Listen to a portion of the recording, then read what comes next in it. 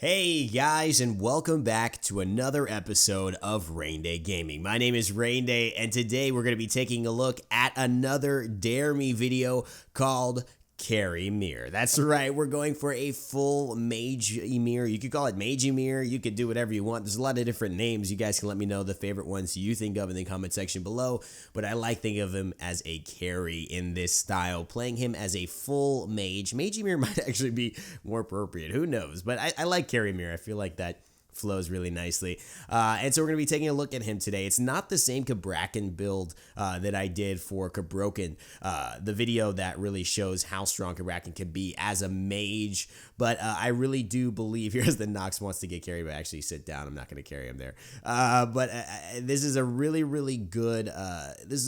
good showcase of how strong Ymir can be when he's played in that kind of mage role. Especially in Clash, this works really well because the Guardian in Clash is a little bit more rotation heavy. Guardians in Clash can really rotate and almost do the role of an assassin, maybe a jungler, and kind of pop out, especially if you have strong CC that can initiate these team fights, as the Artemis gets rooted here by the Shadow Lock from Nox, and now Nox jumps into me hoping for a little bit of an aggression, but now pops out thinking that I was going forward. I actually wanted to wait back here. I've only got enough mana for a freeze or now all my mana is gone. Now I'm going to have to wait. I'm hoping that something's going to come back up. The Shadow Lock again hits out. The He Bo is fully there, but I do not have enough mana to hit him with a freeze. This is, again, a very important thing to pay attention to in the early game, especially when you do not have your items online. You don't have a lot of base mana. Using a couple of your abilities frivolously could mean you can't get the kill a little bit later. Thank you guys so much for watching in this. Oh, looks like the mana just came back. Let's see what's going to happen here. The Amaterasu is still very low. The Amuzin Cobb pressuring with the Vulcan turret, giving them a lot of spatial advantages over us. Vulcan, however, went over to the right-hand side. Amaterasu now trying to do something. She silences me, so the freeze does not come off, but Calder is there. I'm there, and my frostbite damage allows me to pick up the first kill on Grodd Greyface. He has a blackface now. Not in reference to the racial situation where white people would put on black makeup when black actors weren't allowed in Hollywood. I'm meaning blackface because he's dead, and you have a black face when you die. I don't know. Am I watching too many zombie death movies? Is that really what happens? Do you really have a black face? I think you probably just have whatever color face you have, and then minus the blood color. You see I blink in on the Amuzin Cobb there. Hit him with a freeze, and then also hit him with the number 2, or at least try to, but he gets shielded out from the Geb shield. A very strong and potent ability. Geb, a great guardian to counter a lot of hard CC that Ymir brings. You'll find if Geb is where I am, it's going to be a lot harder to get off my combos. But guys, hope you guys, I just did release the video, Hit Him With The Freeze, a Ymir rap, Smite God raps, a series that I may start doing. I know a lot of you guys really like it, but it's kind of it's not a lot of work. I really enjoy it. A lot of you guys don't know, I actually am a songwriter. I've written professionally for a couple of movies, and used to actually be an artist back in the day when, kids were artists. But no, I would actually perform and go on, and with my cousin now who is signed at Sony RCA. His name is Luke Christopher, if you guys don't know him. So I do have a background in music, so I know a lot of you guys don't know that, and you were pretty much surprised to hear that. But yeah, I was able to throw that together. I thought it was pretty great, as we do go ahead and help get the assist there on that kill. The Amuzin Cobb misses his stinger, which is huge for me, and I stay alive. I was not ready for that, and I had no mana and barely any health. If he would have hit that ultimate on me, I was done for. But you see Prometheus there going ahead, getting the Shadow Lock, and then ultimating. I love it, to get the kill on the Amuzin Cobb, and that's all he wrote. And so he's not going to be back up for a few seconds there.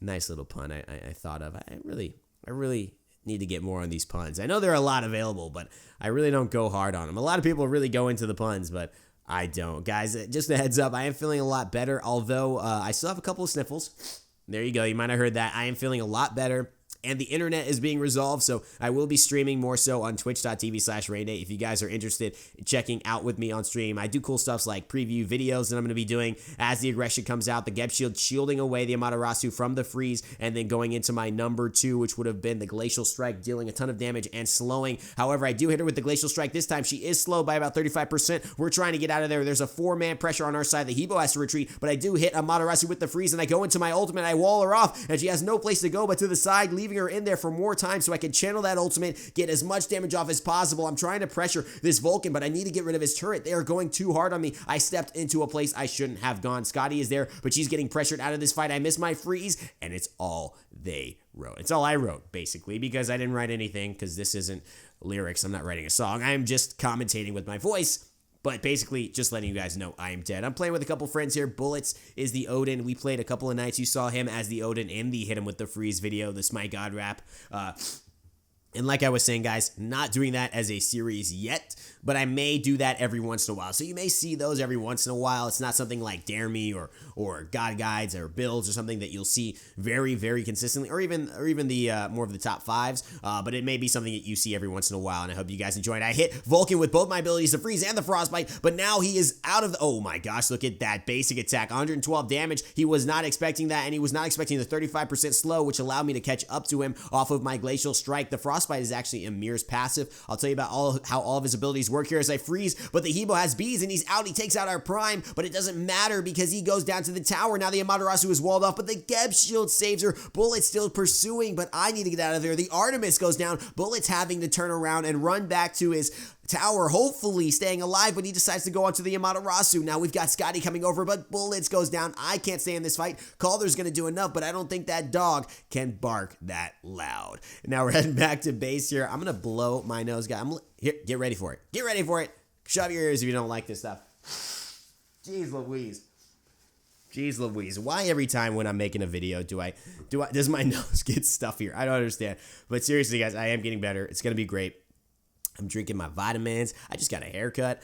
I don't know. I think haircuts are good. I have the haircut earphone problem because it's like a perfect shape and I don't want to mess it up. So I don't want to wear my headphones, but I need to hear the game noise, and I guess that's a bit of an issue. And though you may be noticing, guys, I'm not having game noise in this video, it's because this was recorded while I was cursing.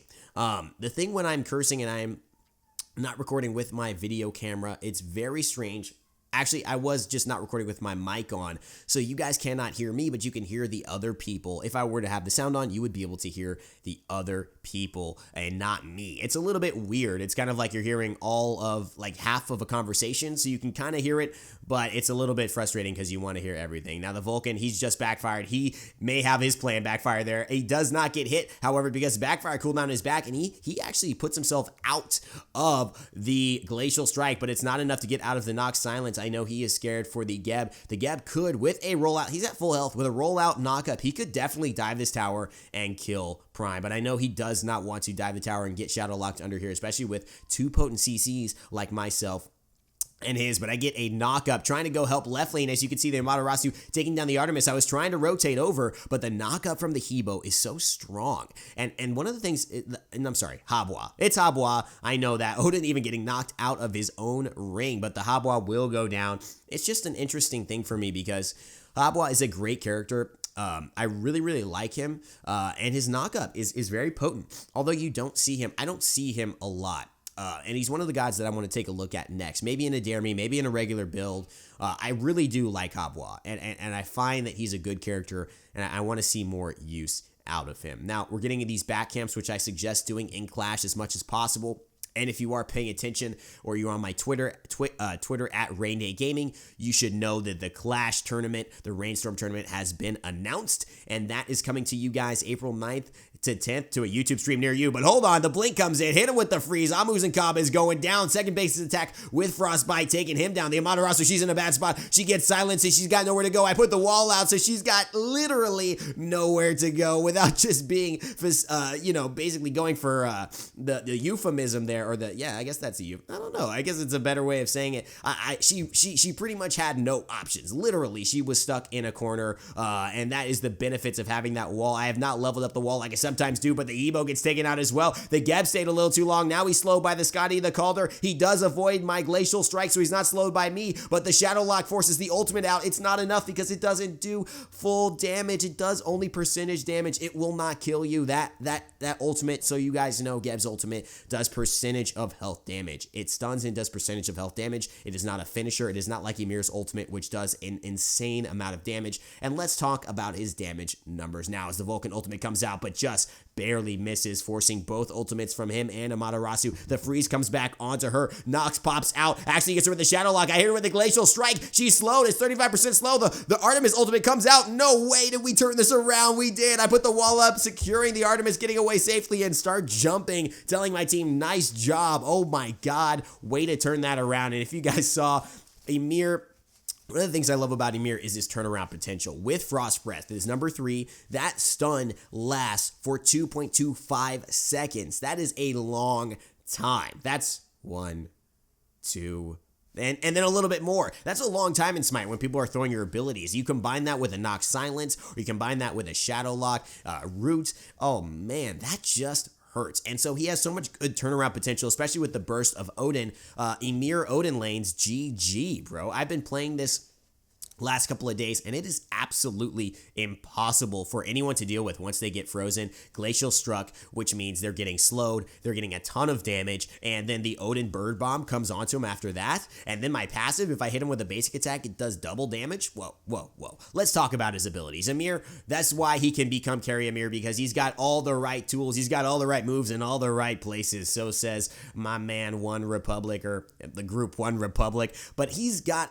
all the tools to do an insane amount of damage and be able to survive. Now, his weakness is the fact that he doesn't have very much mobility, but he does have a lot of control, and if you use that control well, I blink in here trying to go ahead and get the Amaterasu, and I do. I hit her with the Glacial Strike as well. The Geb ultimate comes out, but it's not enough to kill me. I put the wall up to stop any basic attacks coming from the Vulcan, though I do not believe it stops the turret attacks. I do have to check with somebody on the comment section. Guys, does it stop the turret attacks? I am not sure. I do not believe it does, but basic attacks, a little tip, if you put that wall up in between you and say a hunter trying to basic attack you outside of Odin's ring, for example, or outside of, you know, your attack range, and they're basically running you down, you could do a couple things with that wall. Here's number 1. You could throw it at your foot. If you have at least 6% bonus movement speed, that means if you have level 1 boots, you will be able to walk over your wall before it comes up. So that means you place it at your feet, looking straight down as I try and secure this damage buff, and you will actually be able to wall yourself away from anyone that's coming. As I use the wall there to slow the He Bo down, force him to go around so we can secure the damage buff. The wall, one of the most underestimated pieces of CC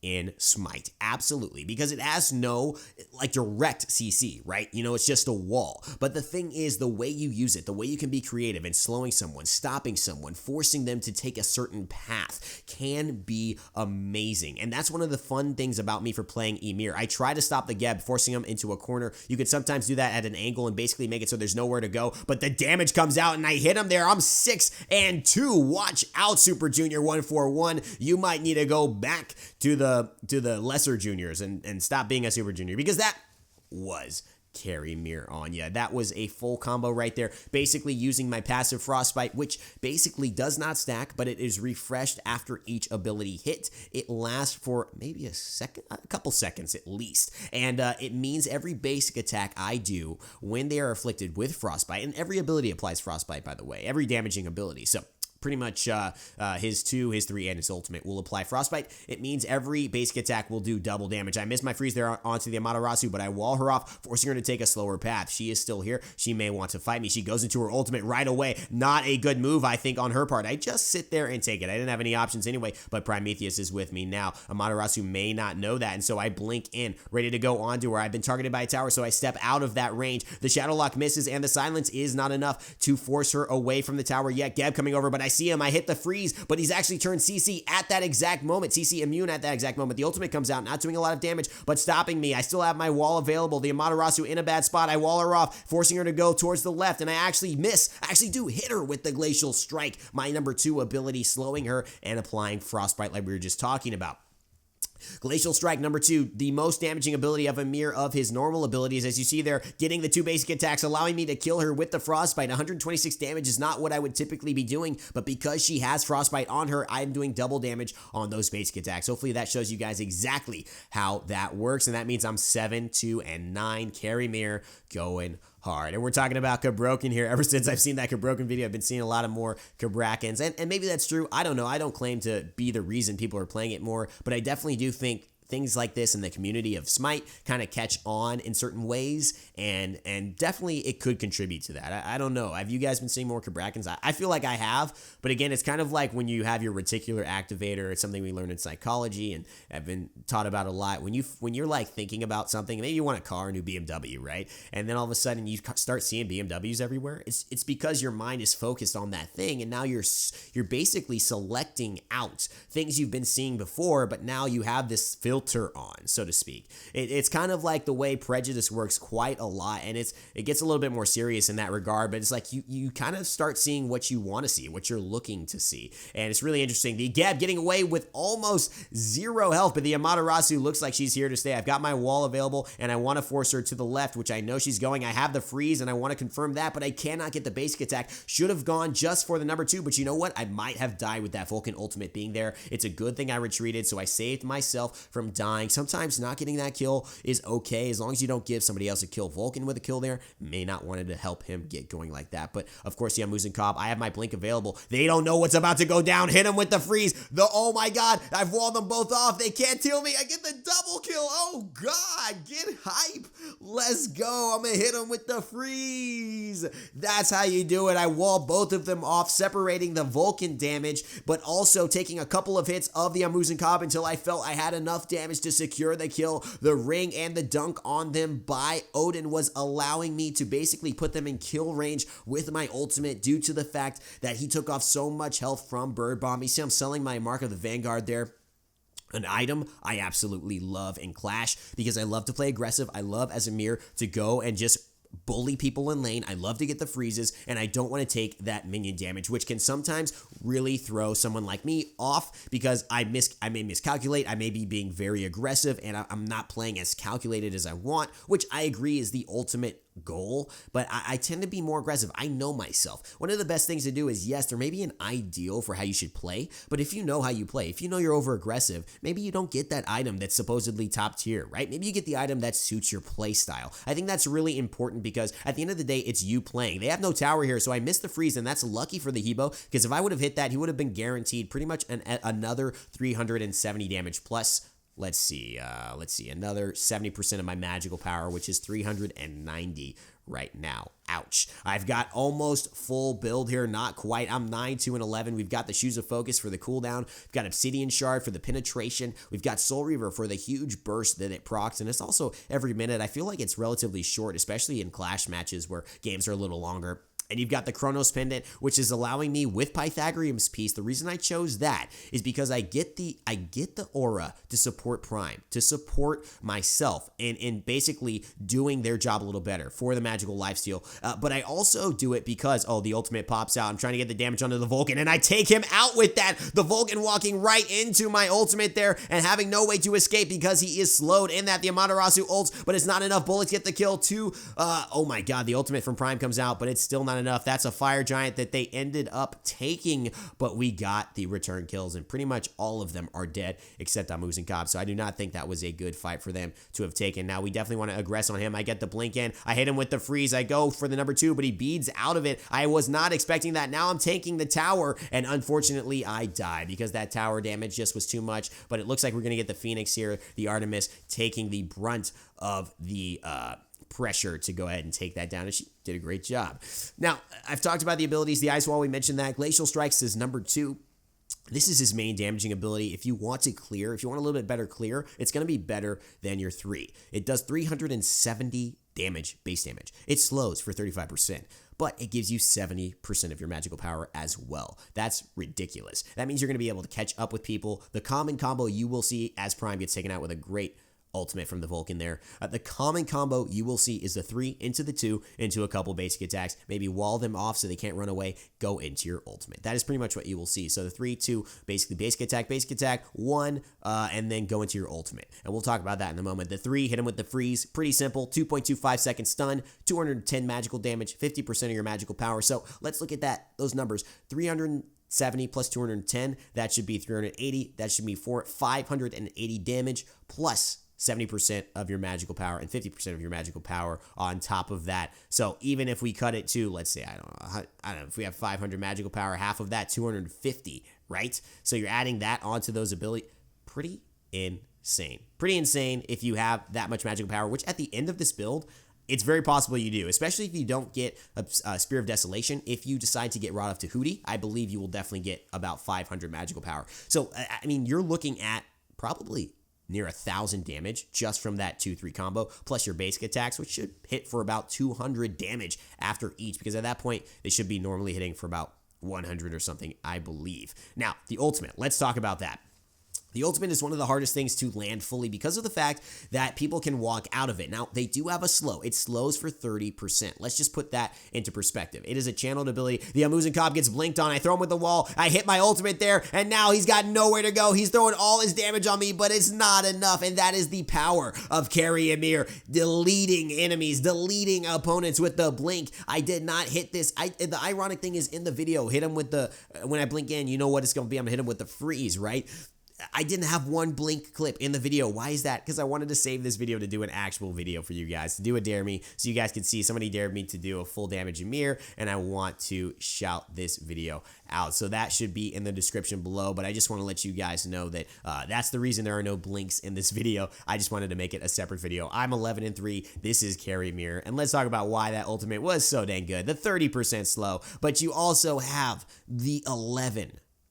Are you ready for this? 1,100 magical damage on base max. 1,100. 1,100, that's insane. That's half of my health right now. And yes, I am a Guardian who's building like a mage, but still, I am a Guardian. You see, the Soul Reaver proc, 1 ability, that's over 700 damage on the Vulcan. 2 abilities, he's dead. 100 to 0, I get the basic attacks onto the Geb, and it's 147. It's GG. It looks like they're not going to keep this Phoenix. I go into my ultimate, I get a little bit of damage, but I have to pull out because the Amuzen Cobb is basic attacking me, but Hockey 327 finishes that up. It looks like we're going to grab this Phoenix and that Habois, and we may just take the game in a moment. But again, 1,100 magical damage. Now get this. That's not the surprising part. 150% of my magical power. Wait a second. That means 1,100 damage plus 485. I have 535 magical power right now. That means 535. That means like over 750 additional magic damage that I'm adding onto that. That's like 1,800 damage.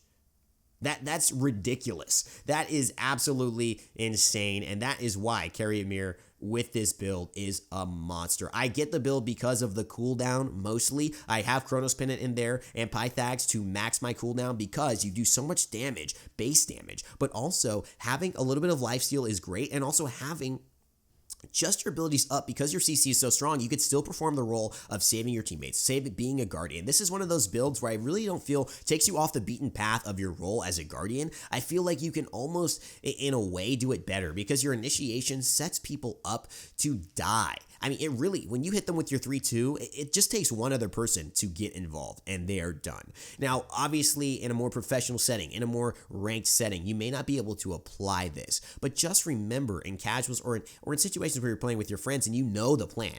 First of all, here's my suggestion. Play this build, it's a lot of fun, but tell people you're playing this build. We let everyone know in this game, this wasn't just me and Prime and Bullets. There were a couple new Hockey and Duty McCool. These guys were not on our clan. They didn't know us. We told them this is a MAGE YMIR, so you guys know. And it still works out because a lot of it is not necessarily about the Guardian. It's about how you fulfill the role. We've seen tank Najas. We've seen tank Ratatoskers here pretty much with Divios in the solo lane just frontlining and zoning the enemy team of Team Allegiance. And you know what? It can work if you play the role. Thanks so much for watching, guys. I hope you enjoyed this video. Let me know what you would like to dare me to do next in the comment section below. And as always, guys, thank you so much for watching. Remember to never give up, never stop gaming, and I will see you guys next time.